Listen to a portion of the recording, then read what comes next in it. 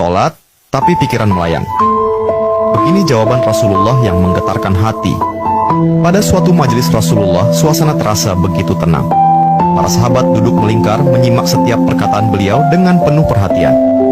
Namun, di antara mereka, ada seorang sahabat yang tampak gelisah. Jemarinya saling menggenggam, matanya menunduk, dan napasnya terasa berat. Setelah beberapa saat ragu, ia akhirnya mengangkat wajah dan berkata dengan suara lirih, "Wahai Rasulullah, aku ingin bertanya, tetapi aku khawatir pertanyaanku ini akan membuatku semakin malu di hadapan Allah." Rasulullah pun tersenyum lembut, menatapnya penuh kasih sayang.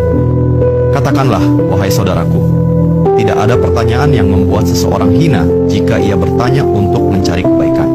Sahabat itu menarik napas dalam, matanya mulai berkaca-kaca. "Wahai Rasulullah, aku merasa salatku sering tidak khusyuk. Kadang aku mengingat urusan dunia, kadang pikiranku melayang entah kemana.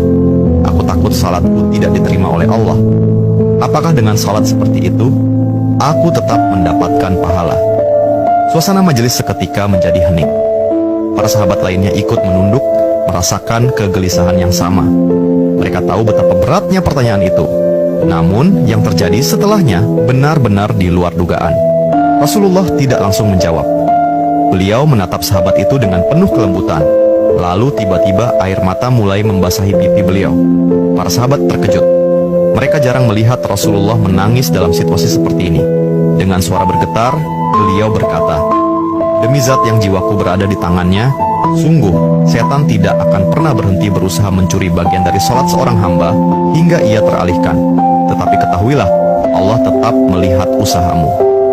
Rasulullah menarik napas dalam, lalu melanjutkan, "Wahai saudaraku, jika engkau meninggalkan salat hanya karena takut tidak khusyuk, maka setan akan menang.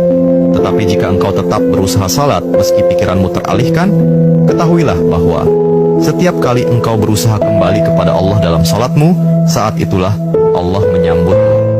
Mendengar itu, sahabat tersebut tak mampu menahan tangis. Begitu pula para sahabat lainnya. Kemudian Rasulullah melanjutkan dengan penuh kelembutan, "Bayangkan seorang ibu yang melihat anaknya berjalan ke arahnya, tetapi anak itu sering jatuh dan tersandung. Apakah sang ibu akan marah? Tidak. Ia justru akan berlari menghampirinya, mengangkatnya, dan mendekapnya erat. Itulah Allah. Ia lebih penyayang daripada seorang ibu kepada anaknya. Selama engkau terus kembali, Allah akan selalu menerimamu." Air mata mengalir di pipi sahabat itu. Kata-kata Rasulullah begitu menusuk hatinya. Sejak hari itu, ia tidak lagi putus asa dalam sholatnya. Ia tetap berusaha khusyuk, dan